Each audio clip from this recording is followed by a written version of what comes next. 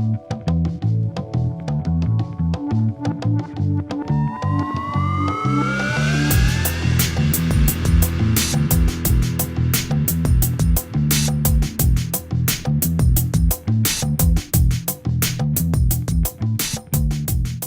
name is Phil Freelon. I'm an architect in Raleigh-Durham, North Carolina. That's on the east coast of the United States. I started my firm in 1990, so we're going on 21 years in practice. Prior to that, I worked for other firms for about 13 years. Our firm has about 50 people now. We were larger a couple of years ago, but after the economic downturn, we've settled in at about 45 or 50 people. Our work profile is in the public sector primarily, and so we do work on college and university campuses for municipal government, state government. We do museums, we do libraries, and I would say that we do work for everyday people. We think that it's very important for the average person to experience beautiful, inspiring architecture, not only when they go to a famous building, but every day. Just finished a bus station in the town where I live, Durham, North Carolina, that I think very uplifting for the average person to come and see. And so that's been a driver for our practice. Even as we do high-profile museums, it started by wanting to provide beauty for just the average person, whether they're going to school or going to work or taking the train or whatever have you. Architecture is the creation of the built environment.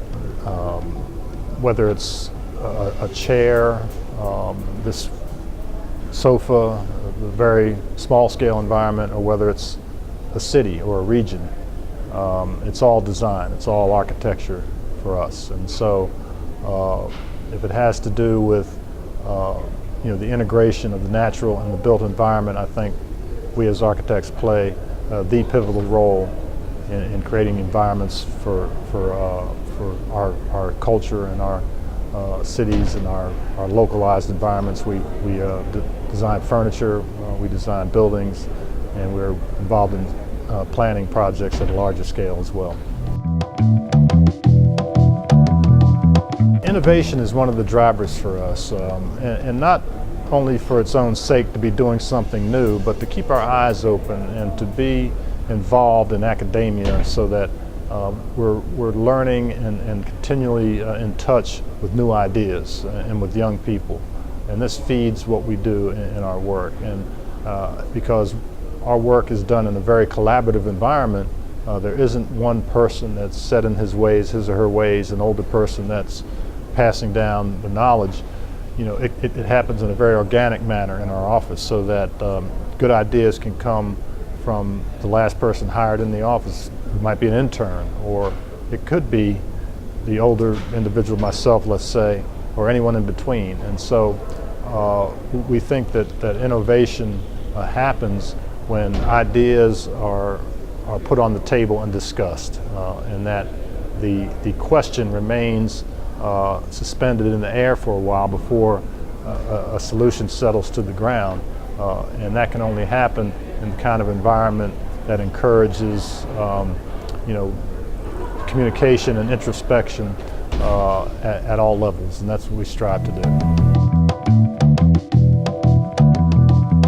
You cannot, I don't think you can flourish and do good work in this profession in a vacuum. Off in a room by yourself, creating work outside of the kind of interaction that we see here.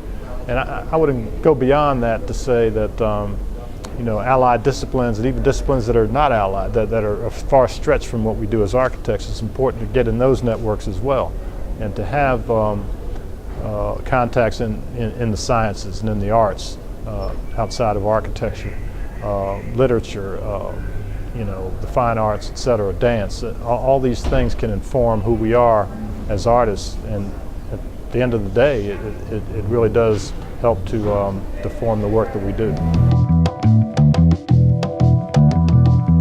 The internet, to me, is just another way of gathering information, and and information flow both ways. And so we're learning through the internet. We're able to visit places that we ordinarily wouldn't see. We're able to hear about new ideas and theory of architecture, and just have a broader reach as we're looking to learn more about our craft. And so it's just another tool.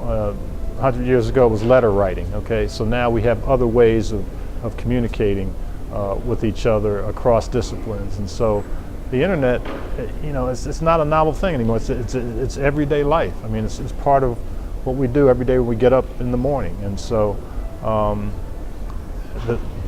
the question is, what's the next step, right? Because the internet is here. It's a base level important tool for everyone.